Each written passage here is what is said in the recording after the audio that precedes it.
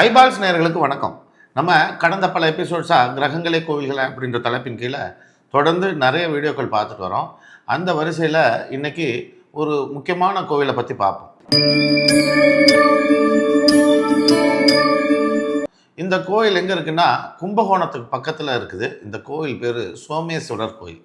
இந்த சோமேஸ்வரர் கோயிலில் என்ன பெரிய விசேஷம் அப்படின்னா, நம்ம ஏற்கனவே சோமலிங்கம் அப்படின்ற இறைவனை பற்றி நம்ம பார்த்துருக்குறோம்.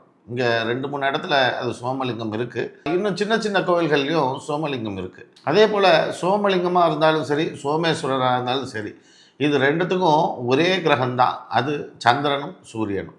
இந்த சந்திரனும் சூரியனுக்கும் என்ன பெரிய விசேஷம் அப்படின்னா, இது ரெண்டும் ஒளி கிரகங்கள். இந்த ஒளி கிரகங்கள் எப்பவும் வாழ்க்கையில் பிரகாசத்தை கொடுக்கக்கூடிய விஷயம். அதனால தான் இந்த 2 கிரகத்தையும் தகப்பனாகவும் தாயாகவும் குறிக்கப்பட்டிருக்கு.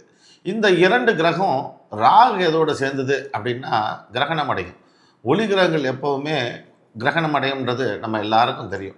இந்த கிரகணம் அடைந்தது அப்படின்னா என்ன, நமக்கு தெரியும். சந்திர கிரகணம், சூரிய கிரகணம் அப்படின்றது தான் கிரகணம்னு சொல்கிறோம். உங்கள் ஜாதகத்தில் ராகுவோ கேதுவோ சந்திரன் சூரியனோட தனிச்சு நின்னாலும் சரி, அல்லது ரெண்டும் சேர்ந்து அதோட ராகு கேது உட்கார்ந்துருந்தாலும் சரி, உங்களுக்கு இந்த கிரகண தோஷம் ரொம்ப வலுவான முறையில் உட்கார்ந்துருக்குன்னு தான் அர்த்தம்.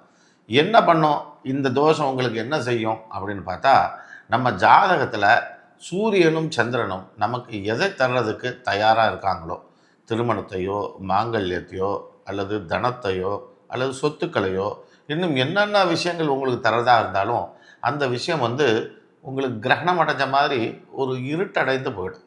ஒளி கிரகங்கள் எப்படி இருட்டடைந்து போகுதோ அதுபோல் இருட்டடைந்த ஒரு குணாதிசயத்தை இந்த கிரகங்கள் அடையும்.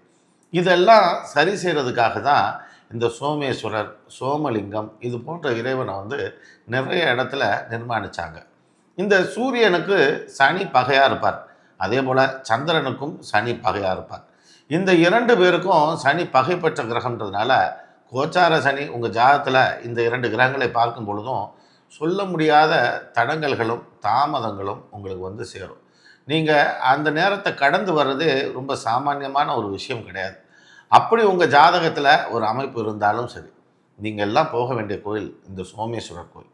கும்பகோணத்திலேயே இந்த சோமேஸ்வரர் ஆலயம் உங்களுக்கு அமைஞ்சிருக்கு. நீங்கள் தாராளமாக அந்த கோயிலுக்கு ஒரு ஞாயிற்றுக்கிழமை அன்னைக்கு போய் வழிபட்டாலும், திங்கக்கிழமை போய் வழிபட்டாலும் ரொம்ப சிறப்பு. இப்போது சனியால் பாதிக்கப்பட்டிருக்கு உங்கள் ஜாதகத்தில் இந்த 2 கிரகங்களும் சனி பார்வை பெற்றிருக்கு அப்படின்னா, சனிக்கிழமை அன்னைக்கு போய் நீங்கள் இந்த இடத்துல தரிசனம் செய்கிறது சிறப்பு. இந்த சூரியன் சந்திரனோட ராகுவோ கேதுவோ சேர்ந்துருந்தால் வேறு என்ன செய்யலாம் அப்படின்னா, வேறு ஒன்றும் வேண்டாம். அந்த கோயிலில் இருக்கிற விநாயகரையும் சேர்த்து வழிபாடு பண்ணிட்டு வந்தீங்கனாலே இது போதுமானது. வேணுமானா நீங்கள் ராகாலமாக பார்த்து நீங்கள் போகலாம். சனிக்கிழமை காலையில் 9:10 நீங்கள் போனீங்கன்னா கூட உங்களுக்கு தேவையான நன்மைகள்லாம் விளையும். இந்த கோவிலுக்கு போகிறது மூலமாக பல காரியங்கள்லேருந்து நம்ம தப்பிச்சுக்கலாம். திடீர் தடைகள்லேருந்து தப்பிச்சுக்கலாம். ஏதாவது ஒரு உடலில் ஏதாவது ஒரு காயமோ ஊனமோ ஏற்படாமல் இருந்தால், ஒரு ஃப்ராக்சர் ஏற்படாமல் இருந்தால், இந்த மாதிரி பிரச்சனைகளை ஏற்படுத்தக்கூடிய விஷயங்கள் இந்த கிரகங்களுக்குள்ளே தான் இருக்குது. இந்த கோவிலுக்கு நம்ம போயிட்டு வரும்போது அந்த இதுலேருந்து கொஞ்சம் கொஞ்சமாக நிவர்த்தி கிடைக்க ஆரம்பிக்கும். கிரகண தோஷம் பிடிச்சவங்களும் இந்த கோயிலுக்கு போயிட்டு வரும்போது உங்களுக்கு இந்த சந்திரனும் சூரியனும் வலுப்பட துவங்கும். இது பிரகாசம் அடைஞ்சால் தான் உங்கள் வாழ்க்கையும் பிரகாசம் அடையும். தொடர்ச்சியாக இந்த கோயிலுக்கு போய் நிறைய பேர் பலன் பெற்றவங்க இருக்காங்க. ஒரு ஜாதகர் அவருடைய மகருடைய ஜாதகத்தை என்கிட்ட கொண்டு கொடுத்தார். இவர் கும்பகோணம் அருகாமையில் இருக்கக்கூடிய ஏதோ ஒரு சின்ன ஒரு ஊரை சேர்ந்தவர். அந்த ஜாதகத்தில் கேது கூட சூரியனும் சந்திரனுமே சேர்ந்து உட்காந்துருந்தது. இப்போ இவர் என்கிட்ட ஒரு விஷயத்த சொல்கிறாரு. தன்னுடைய மக யாரோ ஒரு பையனை விருப்பப்படுறதாகவும், அந்த பையனை திருமணம் செய்கிறதுல தங்களுக்கு விருப்பம் இல்லை அப்படின்றதையும் சொல்லி, இதுலேருந்து விலகிறதுக்கு ஏதாவது வழி கிடைக்குமா அப்படின்னாரு. நான் அந்த ஜாதகத்தை பார்த்தேன். இல்லை, இந்த பொண்ணு காதல் திருமணம் தான் செய்ய வேண்டிய கட்டாயம் இருக்குது. இது தாய் தகப்பனுக்கு மனசு கஷ்டப்படுற மாதிரியான சூழ்நிலைகளை செய்யும் அப்படின்னோன்னா, இல்லை சார், எங்களுக்கு இந்த பையன் வேண்டவே வேண்டாம் சார்ன்ட்டு அதுக்கு பல காரணங்களை அடுக்கினார். இப்போ அவர்கிட்ட நான் சொன்னேன், சரி நீங்கள் நான் சொல்கிற மாதிரி இந்த கோயிலுக்கு போங்க. முதல்ல சோமலிங்கம் சொன்னேன். அப்புறம் சோமலிங்கத்துக்கு பதிலாக இந்த கும்பகோணத்தில் இருக்கக்கூடிய சோமேஸ்வரரையே எடுத்து நீங்கள் இந்த கோயிலுக்கு தொடர்ந்து இந்த மாதிரி செய்யுங்க சார்ன்ற ஒரு அந்த தகவலையும் அவருக்கு சொல்லி அனுப்பிட்டேன். அவர் அந்த கோயிலுக்கு தொடர்ந்து போக ஆரம்பிச்சிட்டாங்க. அதுக்கப்புறம் கொஞ்சம் காலம் கழித்து தான் வந்தாங்க. நீண்ட காலம்னா எடுத்துக்கலாம். அதுக்கப்புறம் வந்தாங்க. சார் இப்போது பொண்ணு கல்யாணம் ஆகிடுச்சு சார்னாரு. ரொம்ப சந்தோஷம் சார். அந்த கோயில் போனீங்களா? கோயில் போனோம் சார். கோயில் போன பிறகு அந்த பையன்கிட்டருந்து விலகிட்டாங்க. இனி அந்த பையன் வேண்டாம் அப்படின்னு சில விஷயத்துக்கு வந்துட்டாங்க. நாங்களும் திருப்தியாக இருந்தோம். மாப்பிள்ளை பார்த்துட்டு இருந்தோம். திடீர்னு ஒரு நாள் பார்த்தா அந்த பொண்ணு வந்து வேற ஒரு பையனை விருப்பம் தெரிவிக்கிறேன்னு சொல்லி வந்தாங்க.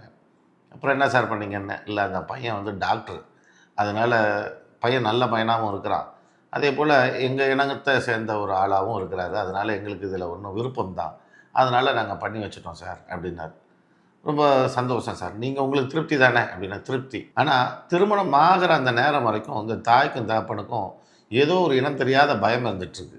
இது என்ன காரணம் அப்படின்னா, என்னதான் அந்த கோயிலுக்கு போனாலும் இவங்க நினச்ச மாதிரி சில விஷயங்கள் தாய் தகப்பனுக்கு பெரிய பிரச்சனை இல்லாத மாதிரி நடந்தாலும், அந்த ராகத்தோடு சேர்ந்த இந்த கிரகங்கள் ஏதாவது ஒரு ஒரு மனக்லேசத்தையாவது கொடுக்கும். அப்படி தான் இவங்க திருமணம் நடக்கிற வரைக்கும் இது நடக்குமோ நடக்காதோ, ஏதாவது சிக்கல் ஆகுமோ ஆகாதோன்ற மாதிரி ஒரு பயத்தில் இருந்தாங்க. அதன் பிறகு முறையாக இந்த கிரகண தோஷத்துக்குன்னு எந்த கோயிலில் செய்யணுமோ அதற்குண்டான விஷயங்களையும் சொல்லி அதுக்கப்புறம் அந்த பொண்ணை அவங்கள அதை செய்ய வச்சு இப்போ நல்லபடியாகவே இருக்கிறாங்க. இந்த மாதிரி கிரகங்கள்லாம் நம்முடைய பிரச்சனைகளை தீர்க்கிறதுக்காகத்தான் சில கோயில்களை உருவாக்கி அந்த கோயில் மூலமாக சில விஷயங்களை நமக்கு உணர்த்திக்கிட்டே இருக்குது. அதனால் நம்ம இந்த கோயிலுக்கு போகிறது வந்து நம்முடைய நன்மைக்காக என்ன கோயில்ன்றதை சரியாக தேர்ந்தெடுத்து அந்த கோயில் போயிட்டு வரும்போது நிச்சயம் நமக்கு நன்மையான பலன்கள் நடக்கும்.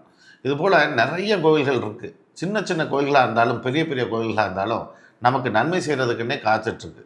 அடுத்தடுத்த நிகழ்ச்சியில் ஒவ்வொரு கோயிலாக சொல்கிறேன். அது வரைக்கும் நன்றி, வணக்கம். AVR சதீஷ்குமார் நடத்தும் உயர்நிலை நேரடி ஜோதிட வகுப்பு ஆகஸ்ட் 30 முதல் ஆரம்பம். உடனே உங்கள் இருக்கைகளை முன்பதிவு செய்து கொள்ளுங்கள். தொடர்புக்கு 9789073669.